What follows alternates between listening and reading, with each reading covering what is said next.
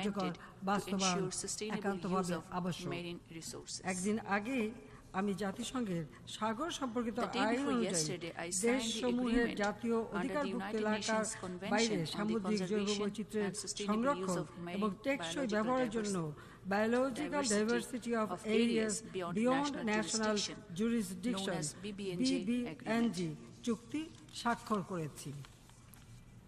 মাননীয় সভাপতি, জাতিসংঘ শান্তিরক্ষা কার্যক্রমে আমাদের অবদান বিশ্ব শান্তি ও নিরাপত্তার প্রতি আমাদের অঙ্গীকারের বহিঃপ্রকাশ। অদ্যাবধি 1,88,000 বাংলাদেশি নারী ও পুরুষ 40টি দেশে 55টি শান্তিরক্ষা মিশনের দায়িত্ব পালন করছে। জাতিসংঘ শান্তি বিনির্মাণ কমিশনে নেতৃত্ব প্রদানের মাধ্যমে এবং নিজেদের অভিজ্ঞতার আলোকে আমরা সংঘাত পরবর্তী পুনর্গঠন প্রচেষ্টায় কাজ করে যাচ্ছি। জাতিসংঘের প্রতিরোধ কর্মসূচি বাস্তবায়নে জাতিসংঘ শান্তি বিনির্মাণ কমিশনের কার্যক্রমকে আমরা পুরোপুরি সমর্থন করি। মাননীয় সভাপতি, আমরা বৈশ্বিক সন্ত্রাসবাদ এবং সংশ্লিষ্ট হুমকি নিয়ে চিন্তিত, যা প্রতিনিয়ত তথ্যের অপব্যবহার এবং যোগাযোগ প্রযুক্তি ব্যবহার করে নতুনভাবে আবির্ভূত হচ্ছে।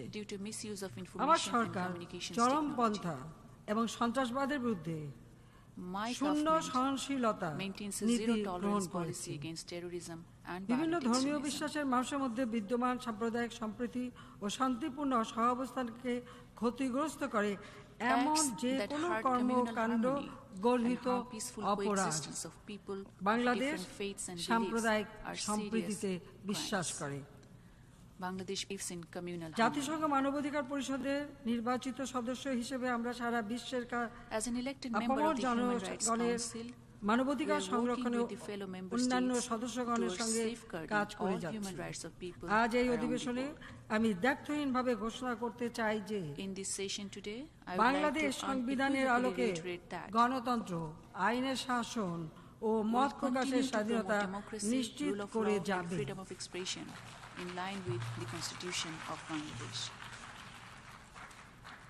মাননীয় সভাপতি, এবছর ফিলিস্তিনের উপর বিপর্যয় নিয়ে আসা নাকবা এর 75 বছর পূর্ণ হলো।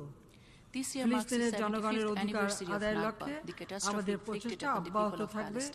বাংলাদেশ ফিলিস্তিনের পাশে সবসময় আছে, ভবিষ্যতেও থাকবে। Will continue our efforts to realize the rights of the people of Palestine. Bangladesh will always stand by Palestine. Myanmar থেকে জোরপূর্বক বাস্তুচ্যুত রোহিঙ্গা জনগোষ্ঠীর বাস্তুচ্যুত হওয়ার 6 বছর পূর্ণ হয়েছে। সম্পূর্ণ মানবিক কারণে আমরা অস্থায়ীভাবে তাদের আশ্রয় দিয়েছি। বাস্তুচ্যুত রোহিঙ্গারা তাদের নিজ দেশ মিয়ানমারে ফিরে যেতে চায়। সেখানে তারা শান্তিপূর্ণ জীবনযাপন করতে আগ্রহী। আসুন আমরা এই নিঃস্ব মানুষদের তাদের নিজের দেশে ফিরে যাওয়া নিশ্চিত করি। মাননীয় সভাপতি, 1975 সালের 15ই আগস্ট আমার পিতা, জাতির পিতা, বাংলাদেশের তৎকালীন রাষ্ট্রপতি বঙ্গবন্ধু শেখ মুজিবুর রহমানকে নির্মমভাবে হত্যা করা হয়। সেই দিন আমার মা, আমার ছোট 3 ভাই, 2 ভ্রাতৃবধূ, চাচা সহ পরিবারের মোট 18 সদস্যকে নির্মমভাবে হত্যা করা হয়েছিল। আমার ছোট বোন এবং আমি বিদেশে ছিলাম। Only my younger sister and myself survived the brutality as we were abroad at that time. এর আগে 1971 সালে মহান মুক্তিযুদ্ধে আমাদের 30 লক্ষ দেশবাসীকে নির্মমভাবে হত্যা করা হয়। 3 million people of our country 2 lakh were নারী killed নির্মমভাবে during the Great War নির্যাতনের of শিকার Liberation. হয়। 200,000 আমি নিজে women were নিপীড়িত heinously এবং tortured যুদ্ধ ও and হত্যার abused. নৃশংসতার প্রত্যক্ষদর্শী হিসেবে As a victim of and witness to brutalities of war and assassination, ও সংঘাতের I can feel the ভয়াবহতার pain কারণে and agony মানুষ that যে people বেদনা ও endure যন্ত্রণা due সহ্য to the করে horrors of তা war, আমি killings, অনুভব coup করতে d'etat পারি। and conflicts. তাই Therefore, আজ আপনাদের সকলের কাছে Today, my বিশ্ব নেতাদের কাছে আমার আবেদন, to the leaders of the আসুন world, যুদ্ধ, স্যাংশন, সংঘাতের পথ পরিহার করি let us shun the path of war, এবং আমাদের sanctions, and confrontation.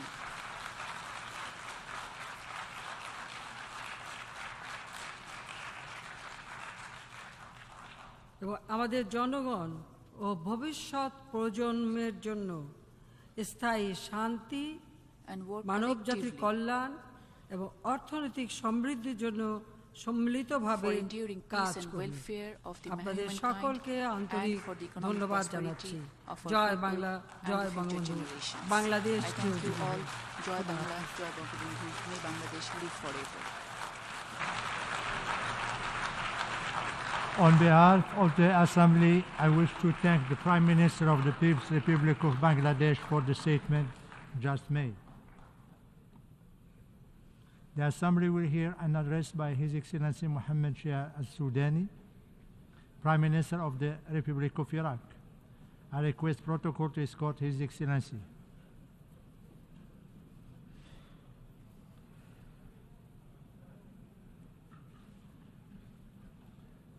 I have a great pleasure in welcoming His Excellency Mohammed Shia Al-Sudani, Prime Minister of the Republic of Iraq, and I invite him to address the Assembly. بسم الله الرحمن الرحيم. In the name of God, the most gracious, the most السيد رئيس merciful, الجمعية العامة للأمم المتحدة. President of السيد الأمين العام the United للأمم Nations General المتحدة. Assembly, Your Excellency, السيدات السادة the الحضور. Secretary General of the السلام United Nations, عليكم ladies and gentlemen, ورحمة may الله God and وبركاته. peace blessings be upon you all. في البداية First, I أتقدم would like, نيابة عن and on حكومة وشعب behalf of جمهورية the العراق government and people of Iraq, بخالص to التعازي offer والمواساة our sincere والتضامن condolences إلى and المملكة our المغربية solidarity ودولة to the ليبيا Kingdom of Morocco and the State of حكومة Libya, وشعبا government and people, لحدوث كارثة over the الزلزال catastrophe of the الذي earthquake ضرب المغرب in والفيضانات Morocco التي اجتاحت and the ليبيا floods in Libya. ونسأل الله تعالى And we ask الرحمة God Almighty للموتى والشفاء to العاجل grant peace للمصابين. to the families of the deceased السيد الرئيس and a quick recovery to the أود أن injured. أنقل لكم اليوم Mr. President, تحيات العراق وشعبه I come to الذي you كان today من بين bearing الدول the الخمسين salutations of the التي Iraqi أسست people. هذه المنظمة Iraq العتيدة was among the 50 قبل states that founded this 78 important عاما organization 78 years ago. وكان وما زال حتى Iraq اليوم has always, يؤمن and to this very بالمبادئ day, العامة التي believed in the أسست general principles عليها that the United ويسهم Nations في was جميع founded upon, برامجها and it contributes to إيمانا all of its منه programs, بأنه because لا it سبيل believes أمامنا that سوى our only التآخي path والتعاضد is the path الإنساني of من أجل human الوجود brotherhood and الآمن solidarity المستمر للعالم أجمع. to guarantee the safe الحضور الكريم existence of the world إن as a إرادة whole. الاتفاق والتفاهم Ladies and gentlemen, the spirit of تغلبت في العراق consensus الجديد has prevailed in the new Iraq, ونجحنا and بتجاوز we أيام have صعبة overcome some difficult لتولد days. حكومتنا الحالية التي We يقف now have خلفها a government ائتلاف that enjoys سياسي واسع a يضم widespread كل political الأطياف coalition والمكونات that العراقية covers all تبنت aspects هذه and الحكومة shades of the Iraqi برنامجا society. إصلاحيا This شاملا government has وطموحا adopted a لتصحيح comprehensive المسار and ambitious reforms وإعادة programs الثقة to بالنظام correct our السياسي path and to regain trust وتوفير in العيش the الكريم political للمواطن system and to وتأمين offer a dignified مستقبله life to our وبناء عراق citizens and قوي to secure مقتدر. their future and build وعلى a هذا capable and المسار strong Iraq. وضعنا On this path, برنامجا we have يحمل adopted a أولويات حاسمة with crucial priorities تمثل ملفات لا يمكن that التهاون reflect في تنفيذها issues that must تقع be في implemented صلب without احتياجات delay شعبنا and which relate to وتركزت the basic هذه needs of our الأولويات people. على These توفير فرص priorities العمل include employment opportunities, وتحقيق نهضة واسعة في الخدمات overhauling the ومحاربة services الفقر sectors, ورفع poverty المستوى المعاش eradication, raising the standards of ومكافحة living, الفساد fighting corruption, وتجدير الإصلاحات الشاملة في and الجوانب enacting comprehensive الاقتصادية reforms والإدارية economically وفي and القطاع in المالي the والمصرفي sectors of management, لتجاوز الموروث finances, and الواهن banks للنظم in order الإدارية to السابقة overcome the obsolete التي legacy لم تكن of قادرة على previous تلبية management التحولات systems that were unable واللحاق to keep بالتطور pace with العالمي changes and global advancements. ولقد قطعنا شوطا We have مهما made في هذا important المسار strides خلال مدة in this زمنية direction قياسية، and in record time. وتطورت البيئة الاستثمارية في العراق The investment climate in لتنفتح Iraq على has الاقتصاد developed العالمي and has opened up وعلى to the الشراكات global المثمرة، economy and to وجرى fruitful توقيع العديد من partnerships. We have الاتفاقيات signed في many قطاعات agreements مختلفة، in a variety وصار of العراق sectors. بيئة Iraq has آمنة become a تجذب safe المستثمرين environment that إلى فرص attracts واعدة investors كبيرة. to opportunities وما that are زال filled العراق with promise. بلدا نفطيا مهما Continues to be an important ودولة oil state. محورية It is a في سوق pivotal الطاقة state العالمي، in the global energy market. ويتوافر على فرص It ومشاريع offers وأعمال opportunities عالية and projects الأهمية and في هذا businesses of المجال. extreme importance in this field. وأطلقنا We have مشروع launched طريق التنمية. the Road to هذا Development المشروع project. الرائد This pioneering project والأحدث is في one of المنطقة، the most modern وهو projects in the القناة region. البرية It is الحيوية a vital الرابطة land corridor بين that أجزاء connects اقتصادية أساسية في essential منطقتنا النامية، economic parts in our developing والطريق area. الأنسب It is the best والأفضل للتجارة والتبادل الاقتصادي في and المنطقة economic exchange in the وفي region. فضاء النقل It is والاقتصاد. important in the field of بات transport يمثل and economy. رؤية This project عراقية is a استراتيجية strategic Iraqi vision, للترابط a والتواصل vision مع العالم of connectivity and والتفاعل outreach to the world, الاقتصادي الإيجابي. and positive economic interaction.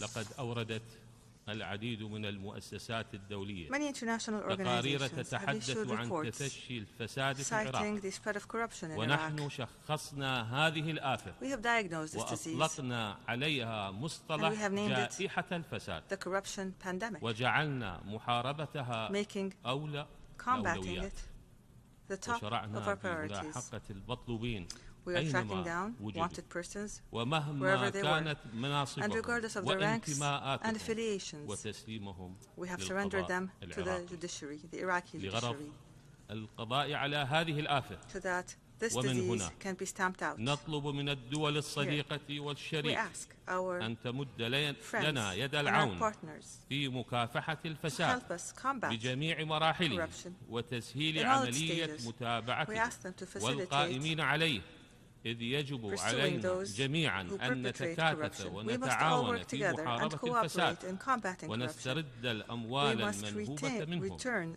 the لأننا money that they have نؤمن stolen بالترابط بين because we الفساد believe والإرهاب، that there is a فأحدهما symbiotic يسند relationship الآخر، between وهذا corruption ما and نحاربه terrorism, and this is what we جميعا. all want to fight. الحضور الكريم، Esteemed delegates, لقد حرصنا على بناء سياسة we خارجية have established مستقلة an ومتوازنة independent and balanced تستهدف foreign التعاون policy that is targeted towards وترتكز على cooperation تقريب and وجهات that is based النظر on bringing والمشتركات، views وأن closer يكون together and العراق focusing مصدر on استقرار commonalities. في We محيطه want Iraq الإقليمي to be a والدولي، source of stability وجزءا من in its الحل في أي regional and international مشكلة sphere. We want Iraq to be إقليمية part أو of the دولية، solution to any ورافعا international or لممكنات regional problem. التفاهم We want والتعاون Iraq to be المتبادل، an enabler of مثلما understanding and نتحرى cooperation. السبل نحو شراكات We بناءة seek to build تقوم على مبادئ constructive partnerships الاحترام that are المتبادل based on mutual وتحفيز respect الأطراف and on المشاركة incentivizing all the different والمساعدة في parties. رسم السياسات We aim to التي help in تحقق drawing التنمية policies that would المستدامة establish and لشعوبنا achieve المحبة sustainable للسلام. development for our peace-loving وهنا peoples. تؤكد جمهورية العراق The Republic of Iraq التزامها بمبادئ القانون its الدولي commitment to the principles of واحترام international جميع law. القرارات We الأممية reaffirm our respect وتصميمها for all على United Nations إقامة resolutions. أفضل We العلاقات stress مع our الجميع determination to establish ولا the best of سيما ties with دول everyone, الجوار، especially our neighbors. ونرفض We reject التدخل any بشؤون بلدنا interference الداخلية in our internal وتحت affairs, أي ذريعة regardless كانت، of the excuse. وفي الوقت And الذي يلزم فيه دستورنا our أن لا يكون العراق constitution منطلقا stipulates that Iraq will للاعتداء not على be الدول a الأخرى. launching point نطالب for any الجميع aggression towards other states. باحترام سيادة Similarly, العراق we ask وسلامة everyone to أراضيه، respect Iraq's sovereignty ونحتفظ and territorial بحقنا integrity. We باتخاذ reserve our right الإجراءات to المناسبة take the necessary على وفق measures ما أقرته القوانين as والمواثيق established by الدولية international laws لردع and أي conventions to انتهاك repel تتعرض any له violation بلادنا. of our country. ومن هنا Here, نجدد التأكيد we على مد يدنا لجميع دول الجوار من أجل حفظ أمن واستقرار منطقتنا وتقدمها وازدهارها الاقتصادي بما يحقق رفاهية شعوبنا.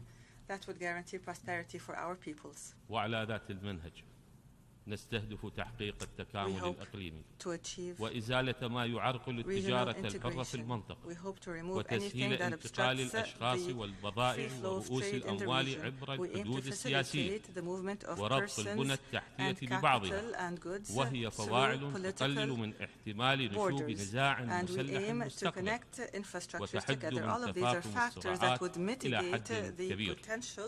ونرى إمكانية تحقيق التكامل الاقتصادي عبر توحيد ومقاربة السياسات الاقتصادية والتعريفات الجمركية والقوانين وربط البنى التحتية الاقتصادية ببعضها عبر الاستثمار المشترك وعرض الفرص وكبادرة لدفع هذه الجهود نحو التقدم نعمل على تنظيم مؤتمر بغداد 2023 للتكامل الاقتصادي والاستقرار الإقليمي ولن نتخذه من سياسة المحاور مسارا في علاقاتنا بل نتعامل مع الجميع وفق مصلحتنا الوطنية ونحن ماضون في تعزيز مكانة العراق الطبيعية في ساحة التعاون الدولي وفعل كل ما يعزز الاستقرار.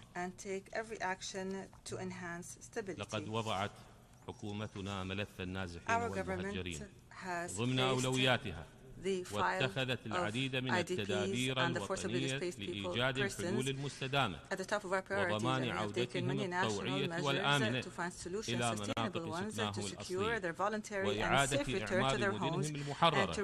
كذلك حرصنا على حسم ملف المفقودين والذين غيبوا على أيدي مجرمي داعش وتقديم الدعم المادي والنفسي لعوائلهم وإعادة إدماجهم. ونمضي في العراق In Iraq, we are moving towards endorsing a policy of the protection of civilians so that we would entrench the concept of preserving human rights and respecting international humanitarian law. We train our security forces and we monitor their performance in the field of protecting civilians, especially in terms of any mistakes that are committed in armed conflicts. We also seek to protect civilians during natural disasters. This would make Iraq the first state in the Middle East that adopts such a policy and creates an environment of cooperation between security forces and the citizens. We are making steady progress towards holding local elections in the governorate towards the end of this year, after a 10-year hiatus. These elections are a pillar of decentralization in Iraq. They are an important part of the resilience of the governance system and state establishments. The federal government, through its comprehensive and multiple programs, enjoys the best of relations with the region of Kurdistan and all of the governorates of Iraq on an equal footing. It is in constant contact with the representatives of the region and the local governments in all of Iraq's governorates so that we would transform opportunities to projects that would enhance the development of resources and the Iraqi economy. Ladies and gentlemen, our region and our country specifically, the land of Mesopotamia, the land between the two great rivers, is suffering from a drought that is the result of climate change, and there is an extreme need to preserve our rights in water resources and international river basins. The natural water bodies in Al-Ahwar, the Iraqi marshes, is one of the lungs of the entire planet. Having these marshes dry out would be a biological, ecological and historic loss to all living beings on this planet. There would be a loss of a human heritage and a chapter in the book of humanity and its civilization.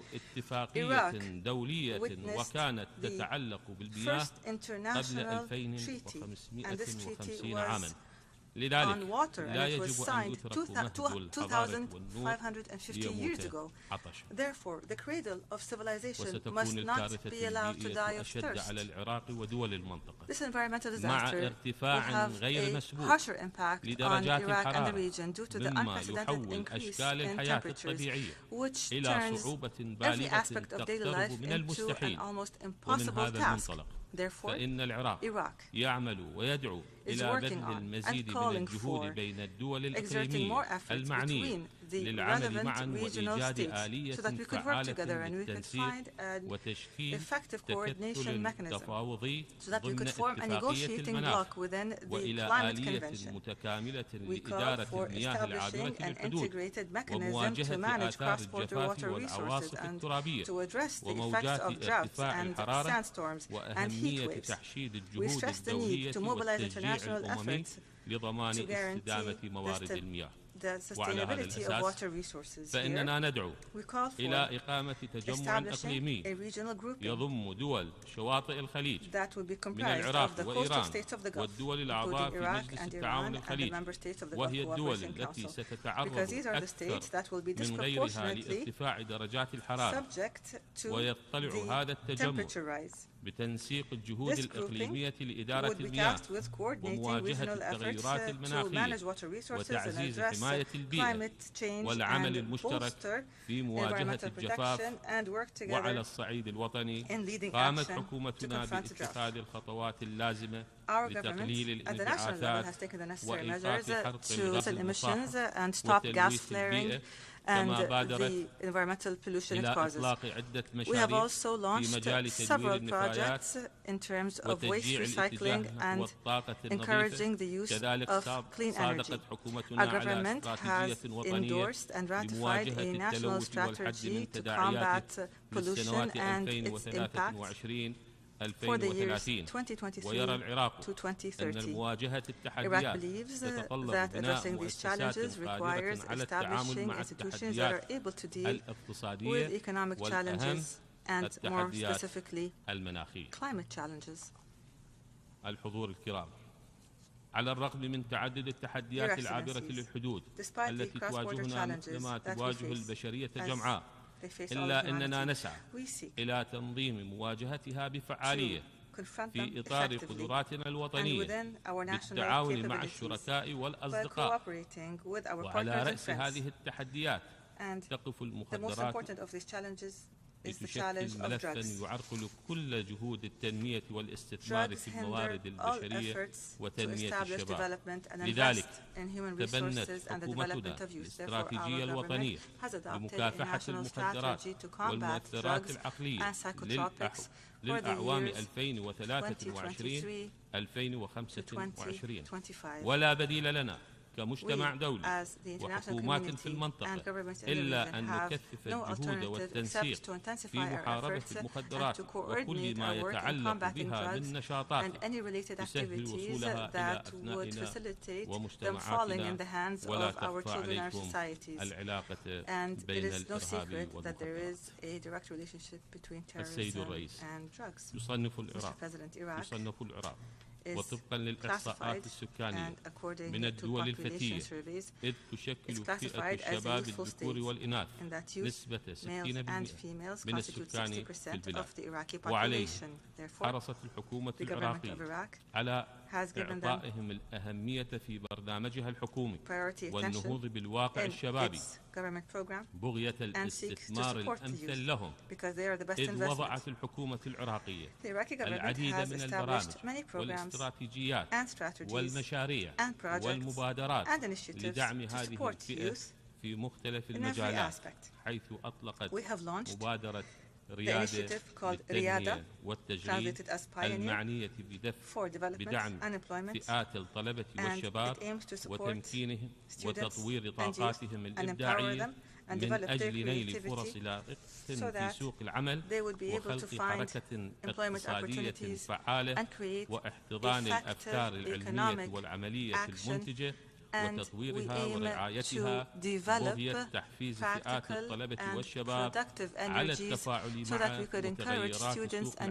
youth to keep up with the changes of the labor market and technological advancements, and to invest skills and creativity so that we would allow for innovation and provide thousands of employment opportunities to youth so that they would live in a dignified manner.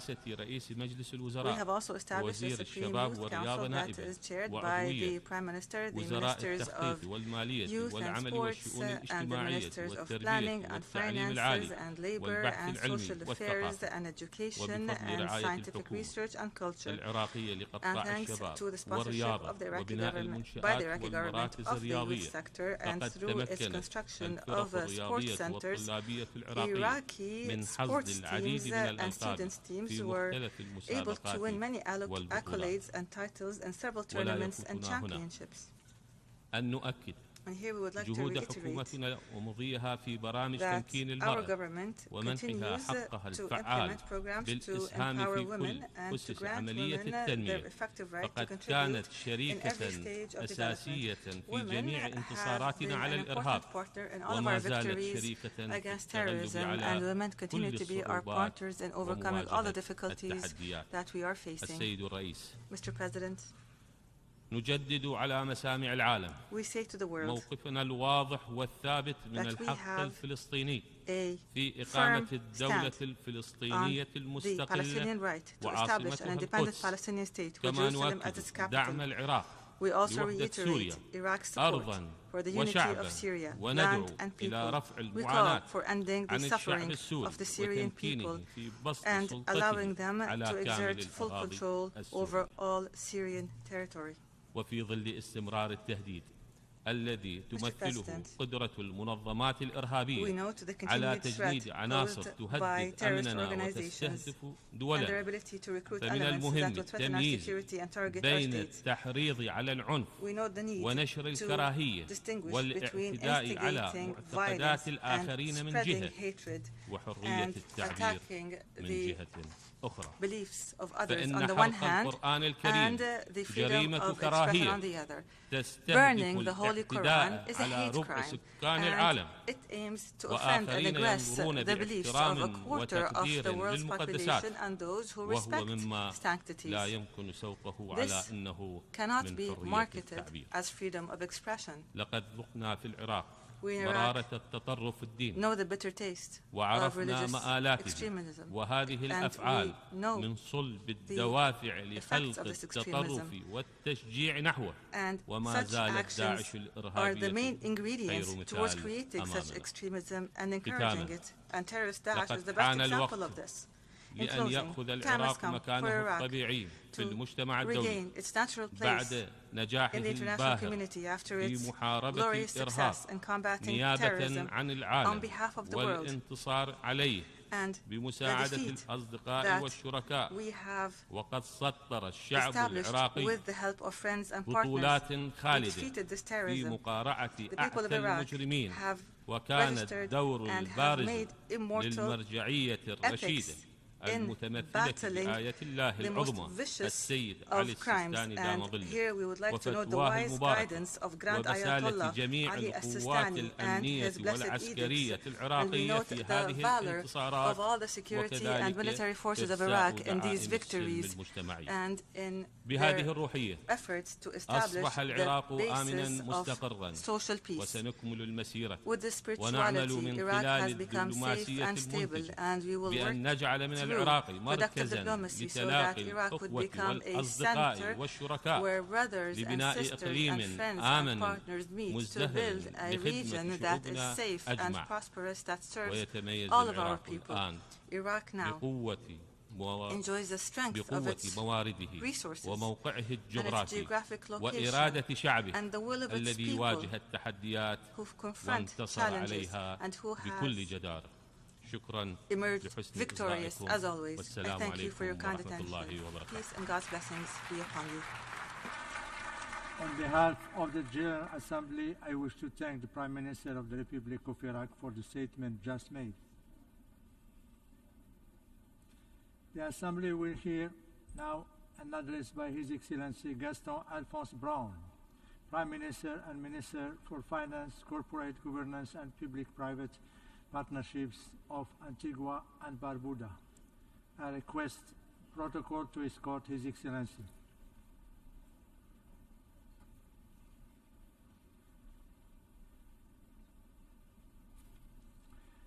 I have great pleasure in welcoming His Excellency Gaston Alphonse Brown, Prime Minister and Minister for Finance, Corporate Governance and Public-Private Partnerships of Antigua and Barbuda, and invite him to address the Assembly.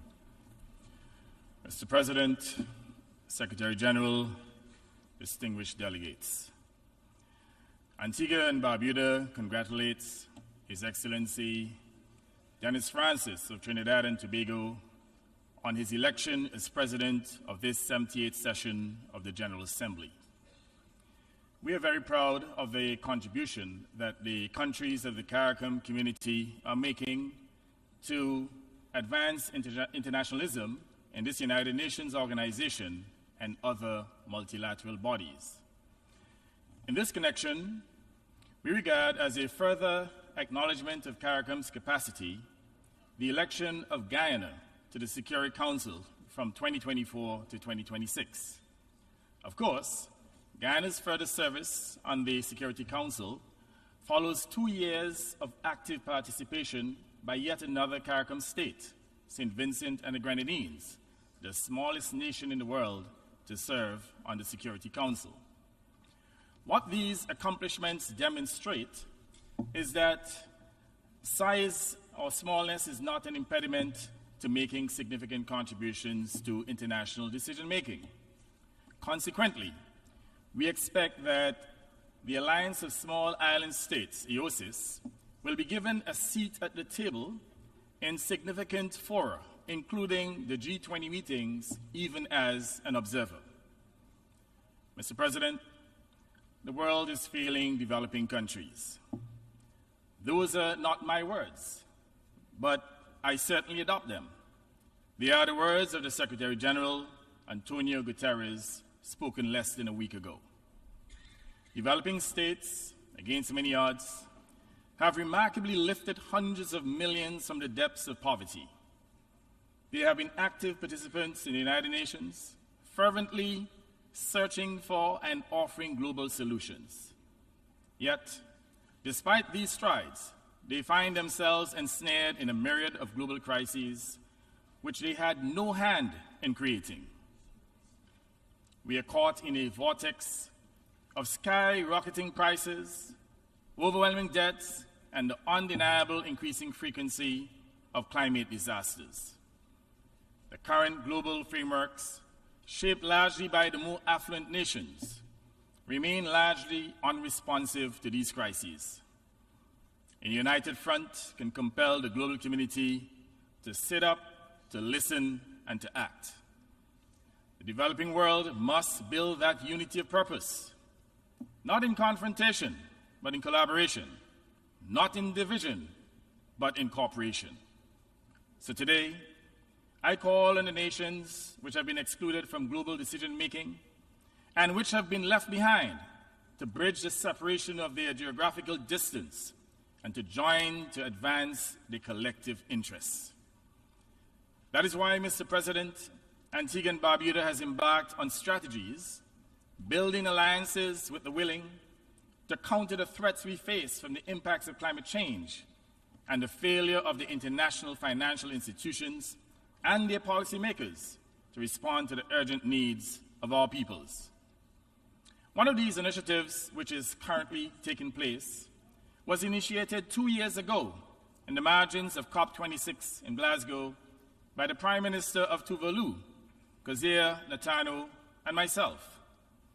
Frustrated by the lip service being paid by the world's major emitters and the broken promises of every previous COP meeting, we decided that we would seek an advisory opinion from the International Tribunal of the Law of the Sea, ITLAS, and that was concerning the obligation of states to combat pollution linked to climate change and its ensuing marine repercussions, such as ocean temperatures, rising ocean temperatures, sea level rise, and ocean acidification.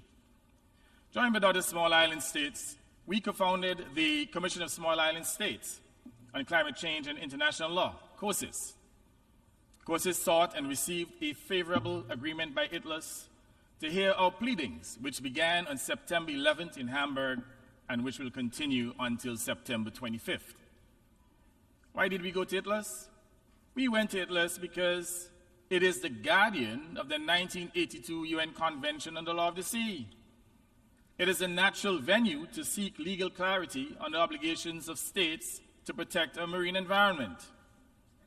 Small island, developing states, SIDS, are primarily maritime states. We depend on the ocean not just for sustenance, but as a crucial part of our heritage and our identity.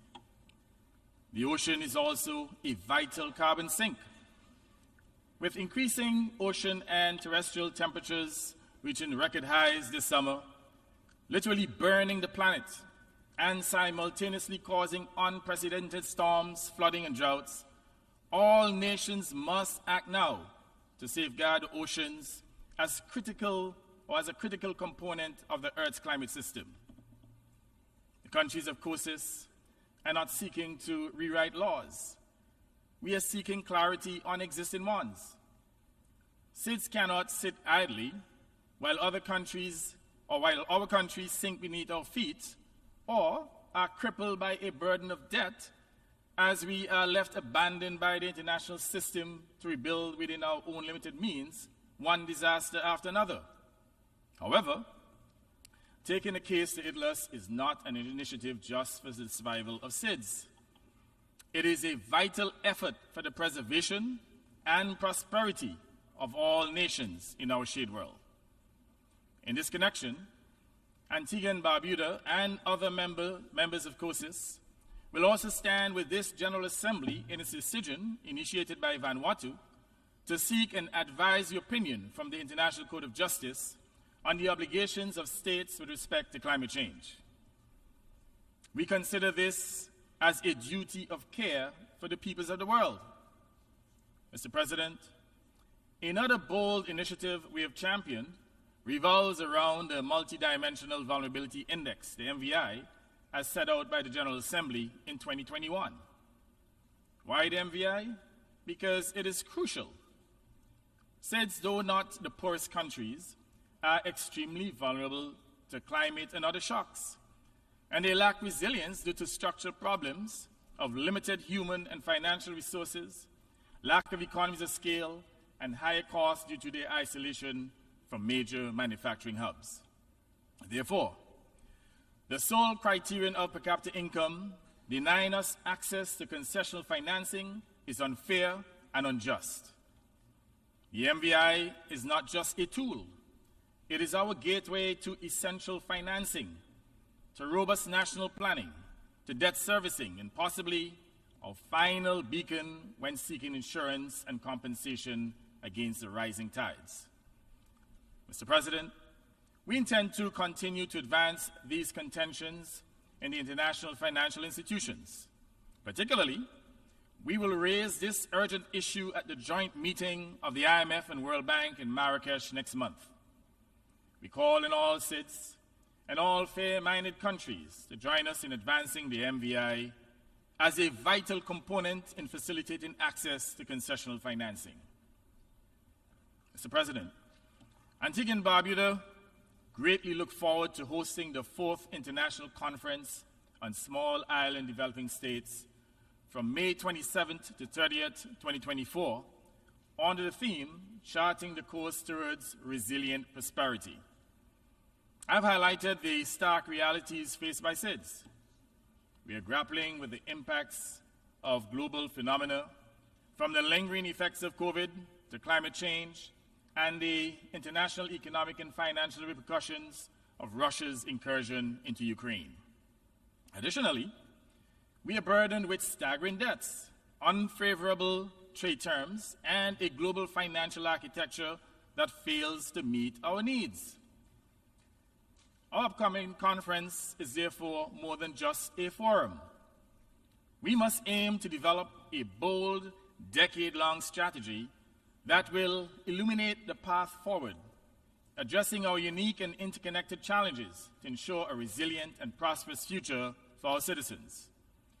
Given these challenges, and in collaboration with the private sector and UN entities, Antigua and Barbuda will establish a center of excellence for SIDS that will enable all SIDS to achieve sustainable, resilient prosperity. The truth is unavoidable. Many major greenhouse gas emitting countries have not met their commitments. The previously set boundary, a temperature rise of no more than 1.5 degrees Celsius above pre-industrial levels, will be breached on the current trajectory. The risks we face are not just on the horizon.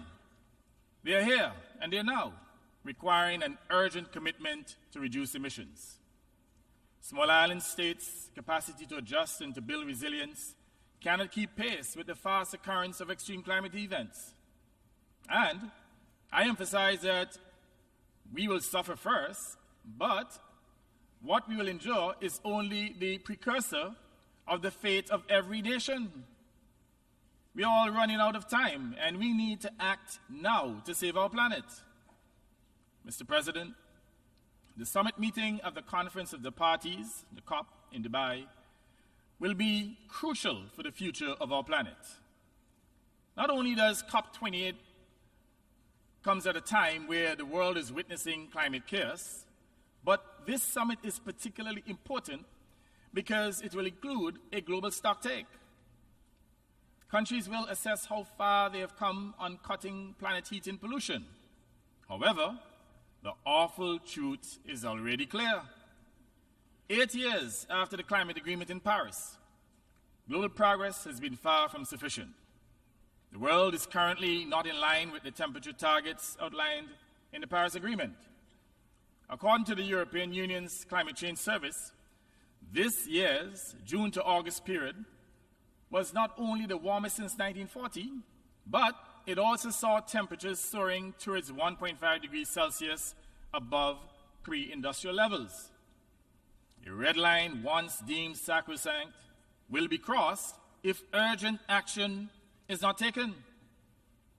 Warnings have turned to imminent danger. Therefore, what was already a crucial matter for action at COP28 has now become an imperative for action. And that is the Loss and Damage Fund, for which small island states have been praying, pleading, and literally begging. Not that we should be begging. Now, we must recall that all that happened at COP27 last year is that the world's great polluters agreed only at last minute that such a fund was important. But agreement was not establishment. What we got was the formation of a transitional committee to make recommendations for consideration at COP28. And certainly that was not sufficient. The issue was once again deferred. Now, we must insist at COP28 that the Loss and Damage Fund must be made operational and adequately funded.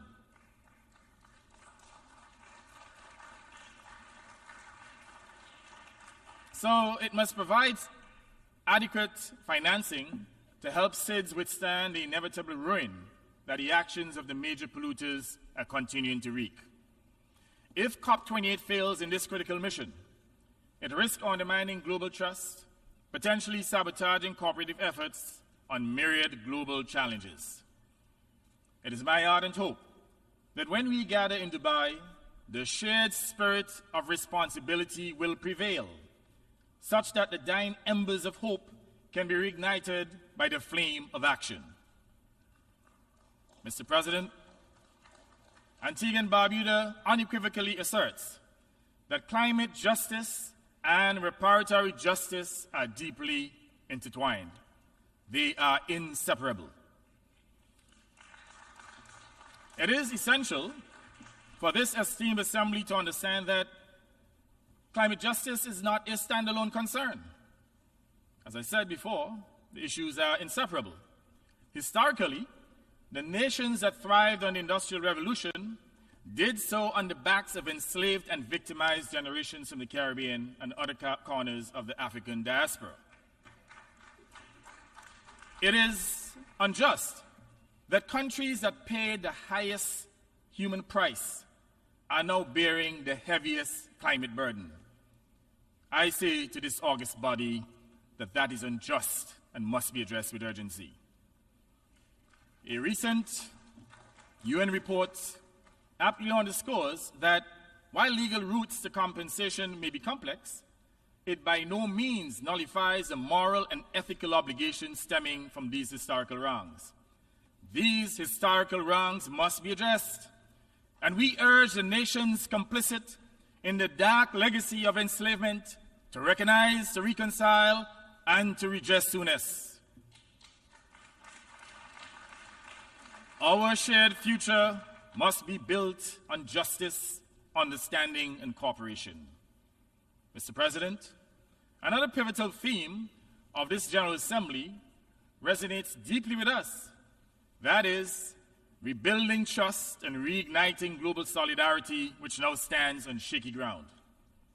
It is worth emphasizing that no nation, large or small, can truly flourish amid such global turbulence, particularly for smaller states like mine, which rely heavily on the consistent hum of global stability for essential sectors like tourism.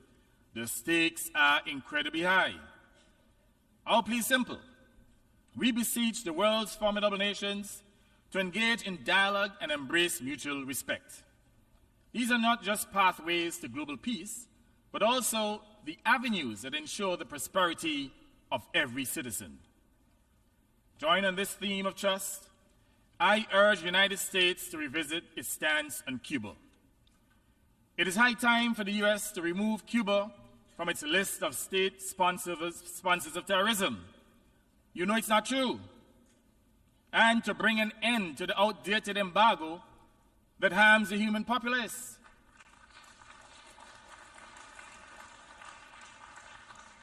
Your policy against Cuba is cruel and wicked and ought to be addressed with urgency. Similarly, we advocate for the removal of sanctions in Venezuela, especially those that hinder the Venezuelan government's access to the U.S. financial system and literally block oil imports from the state-owned PDVSA. It cannot be ignored that these sanctions amplify the human crisis in Venezuela, contributing to the very large number of refugees into neighboring countries. So the United States ought to take responsibility for the amount of refugees and not blame the administration in Venezuela. The sanctions also harm innocent Caribbean countries that hitherto benefited from the Petro-Caribbean Initiative, which served as an energy stabilization mechanism for these countries. We are hurting too. And that is why we argue in this August forum that the sanctions should be lifted. As members of this United Nations organization, we are all bound by its charter that enshrines dialogue and peaceful conflict resolution.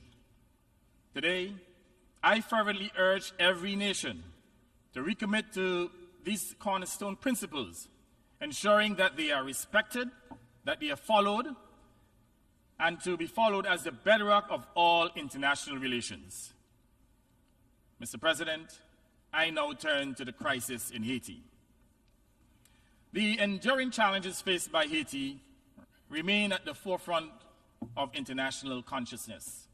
Historically, the scars of Haiti's struggle for freedom from enslavement are juxtaposed with the exploitative economic interests of France in the 18th and 19th centuries and have left deep imprints. The burden of compensation to France for over a century, essentially buying their liberty, has curtailed the developmental prospects of the Haitian people for generations. Subsequent interventions compounded these problems. Internationally, or internally, episodes of autocratic leadership have further eroded the national fabric. The recent mission by the CARICOM Eminent Persons Group, seeking a resolution to Haiti's political deadlock, voiced deep concerns over the rising dominance of gangs and the ensuing human rights crisis. The immediate imperatives are clear. An urgent, comprehensive, coordinated intervention is required. that will concurrently restore governance, security, and the rule of law while resolving the humanitarian crisis. The CARICOM eminent persons strongly recommended that a broad-based transitional government is the linchpin for effective governance. It is our aspiration that this proposed representative transitional government materializes to provide the necessary leadership that is required with external assistance to restore order and bring lasting peace and prosperity to the suffering people of Haiti. Antigua and Barbuda stands resolutely in solidarity with the Haitian people. In this regard, I reaffirm my government's pledge to cooperate with all Haitian stakeholders and with the international community in the efforts to reinstate the rule of law, restoring democracy, and assisting with the security and humanitarian relief. The people of Haiti deserve no less. Mr. President, I now turn to the use of illegal guns. The use of illegal guns accounts for a significant percentage of all recorded homicides in the Caribbean. At an average of 15.1 per 100,000, the region has one of the highest homicides in the world, 3 times the world's average. Yet, Mr. President, no country in the Caribbean manufactures a single weapon or a single round of ammunition. Not one. The majority of these weapons originate in the United States, from which they are smuggled or trafficked to bolster organized criminals involved in trafficking illicit narcotics. In any event, the fallout from these illegal guns is their increasing use in Caribbean countries and the clear threat that they pose to our societies and the capacity of our law enforcement to cope. Given that all our countries are bordered by vast expanses of sea, we face further challenges to obtain modern technology, including satellite imagery, radar, and surveillance systems to try to stop the smuggling of weapons. But, Mr. President, while our region is confronting the threats to our security arising from illegal traditional weapons, we're even more alarmed at the potential for autonomous weapons to fall into the hands of organized criminals. Consider drone, meticulously programmed with facial recognition technology, set to target an individual. It scans, identifies, and eliminates its target, all while operating undetected. Mr. President, this isn't the plot of a dystopian novel, but a looming reality. Just a month ago, under the theme of a new agenda for peace, the UN Secretary General sounded the alarm bell. He has urged nations to formulate a legally binding instrument by 2026 to prohibit lethal autonomous weapon systems. Antigua and Barbuda fully supports this recommendation, and we will work with other nations to successfully conclude an international treaty that shields our societies and safeguards our nations to ensure our national security from this threat. Mr. President, Antigua and Barbuda is small in size, without military might and financial influence, but our spirit stands tall. We refuse to let our size diminish our voice or lessen our rightful place at the decision-making table. Since our first steps as a sovereign state in 1981, we have championed a world where equity, fairness, and social justice are not mere buzzwords, but lived realities. And yet, with a heavy heart, we note the ever-widening chasm between the affluent and the struggling, between those who hold the reins of power and those who yearn for their rightful share. Year after year, leaders like myself stand at this podium. We speak of financial justice, of climate justice, but our cries, it seems, echo in a vast void. Words abound, but transformative action remains elusive. I often sense the skepticism from my fellow citizens when they ask, why speak when it feels like the world isn't truly listening? But Mr. President, I remember this. During the COVID-19 pandemic, It was the tiniest of microbes, unseen, unanticipated, that brought nations great and small to their knees. It wasn't let's say, an arsenal of weapons or a mountain of wealth that provided a beacon in those dark times. It was global cooperation. Let us not forget, it was collective global action. The same truth applies beyond pandemics. Whether we aim for a world steeped in peace, basking in prosperity, or forward-looking in progress, our only hope lies in banding together. We are all part of a human civilization. We are all fundamentally one and the same people, and we must band together. Every nation, regardless of its power or wealth, shares this interwoven destiny. Therefore, let us never relent in our pursuit of change. For the sake of humanity, for our shared planet, let us shape a world that is not only better, but also just, prosperous, and inclusive for all. Antigua and Barbuda stands ready, as ever, to play its part. We call on the powerful and the rich to do the same. I thank you, distinguished ladies and gentlemen. I thank, on behalf of the Assembly, the Prime Minister and Minister for Finance, Corporate Governance and Public-Private Partnership of Antigua and Barbuda for the statement just made. The Assembly will hear an address by His Excellency Raymond Ndong Sima, Prime Minister of the Gabonese Republic. I request protocol to escort His Excellency.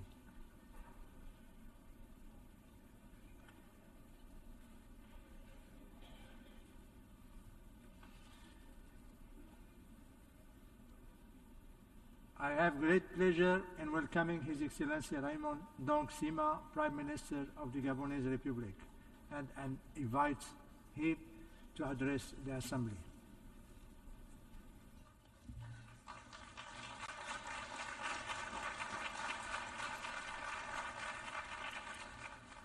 Monsieur le Président de l'Assemblée générale, Mr. President of the General Assembly, Mr. Secretary General, Messieurs, Excellencies, ladies and gentlemen, Monsieur le Président, Mr. President, je vous adresse mes chaleureuses I'd like to félicitations extend my warm pour votre congratulations élection à to la you présidence de on cette your election 78e session to the ordinaire presidency of this de 78th l'Assemblée ordinary générale. session of the General Assembly. Je rends hommage à votre I'll further pay prédécesseur, tribute M. to your Saba predecessor, Kourouzi, Mr. Saba pour le travail Kourouzi, accompli pendant son for mandat. his work during his Et term. j'exprime la confiance de mon pays And I'd like to express the au confidence secrétaire of my général Antonio country Guterres to the Secretary dans General Antonio l'action Guterres audacieuse et for his multiforme bold and multiform ainsi que les action importantes réformes qu'il to entreprend implement en reforms vue d'accélérer to la réalisation des achieve objectifs and de accelerate the développement achievement durable of d'une the part Sustainable Development et Goals de on the one promouvoir la hand paix et la and to promote sécurité internationale. international peace and security. Monsieur le Président, Mr. President, je me tiens devant cette I auguste stand assemblée dans before un this contexte august sans assembly précédent in an pour mon unprecedented pays, context for my country. passé par la case My country, période which à la suite d'un has processus emerged électoral from chaotique trials and qui a été tribulations interrompu le following 30 août dernier a chaotic par les electoral forces de défense et process de which was sécurité. interrupted on 30 August Naturellement, by the cette intervention a security and été defense condamnée par la forces. communauté internationale This intervention was of au course nom de condemned by la the international violation des community exigences démocratiques de dévolution as du a pouvoir. violation of the democratic requirements for the cependant handover utile of power. Pour It l'équilibre would, de however, be l'information useful to provide et a pour balance of dissiper information certaines suspicions, and to allay some rappeler suspicions. It would précisément be le useful contexte to politique recall gabonais specifically qui a what précédé the et justifié Gabonese cette prise political de pouvoir. context was which On preceded aurait tort, de this notre point de takeover vue, of power and justified de prononcer des it. It would be a sentences sans mistake nuance from our point of view et de faire des to hand amalgames down faciles, judgments désaccorder or des to réalités de lump notre things contexte. together and not take Qu'il into me soit donc, account en tout premier lieu, the reality of our context. permis de rappeler If au I may, souvenir de first and chacun foremost, I'd like to recall for l'expérience everyone de here l'élection présidentielle de the experience 2016, of the 2016 dont la situation presidential actuelle election. est l'une des And conséquences. the current situation Tout is le a monde s'en result of souvient. that election. Everyone will recall that election was reported on by the electoral mission of the European Union, which looked at the circumstances around it and denounced it as a fraudulent process, one that was insincere and stripped of any transparency, with results that challenged the very laws of statistics. It was characterized especially by violence, the loss of human life in significant numbers, and damage to goods for all. In order to mitigate the situation, the social cost of which was quite high, in 2017, a dialogue was organized, which ended up in a return to elections twice. This small concession to democracy, which was once again postponed to 2013 before it could even take place. So the regime had no intention of renouncing its fraudulent strategy. Between 2017 and 2022, there were no preparations made for the elections that were supposed to be held according to the Constitution at the very latest on the 26th of August 2023. The elections, the preparations only started in February of 2023 and led to an unimaginable number of twists and distortions in the constitutional framework, the legislative and regulatory framework for the elections, including when the election process had already been launched. I could mention just a couple of examples in a non-exhaustive list of them. Let me start with the return to one round of elections, the choice of a president of the Gabonese Election Center, which is notoriously partial, as a member of known to the party in power. The absence of reliability of the electoral lists, which had people on it that were known to be deceased, the suppression of provisions that allowed for the representation of candidates in several different locations with a flagrant violation of the principle of equality, modification in the violation of the simple principle of the hierarchy of norms and legislative provisions as part of the laws set forth for elections, and the merging of candidates for presidential and legislative elections. We can see that these modifications were rejected without any review by a constitutional court when the people appealed for justice. Any observer who is attentive, honest, and in good faith of Gabonese political life in recent years would be fully aware of the unraveling of the situation. Everyone within the Gabonese opposition sought out diplomatic missions on the ground in August, and then on the 9th of August 2023 went to the special representative of the Secretary General of the United Nations for Africa, Central Africa, residing in Libreville, to try to alert him to the shape of things in the electoral process and the danger of maintaining the state of affairs. And I need to state this here without any ambiguity. Neither the political actors nor the voters themselves, no one was prepared to accept, once again, electoral misconduct. This determination, which was known to all, did not prevent the Gabonese Center for Elections from sending urns under its exclusive control and that were not sealed, and then to proceed to fraudulent records of the elections and the results. And the results obtained in this manner could only lead to, after they were announced, clashes. Ladies and gentlemen, Mr. President, given this situation, the defense and security forces had a choice. They could either prepare to repress the protests, running the risk that sooner or later they would be persecuted in international courts for their responsibility, or they could choose to decide to interrupt a fraudulent and dangerous electoral process, one that was dangerous to national cohesion. They chose the second option in order to put an end to the risk of a fire which would have engulfed the very foundation of Gabonese society, and that would have spared, not have spared, the many foreign people living in Gabon. They chose what was responsible,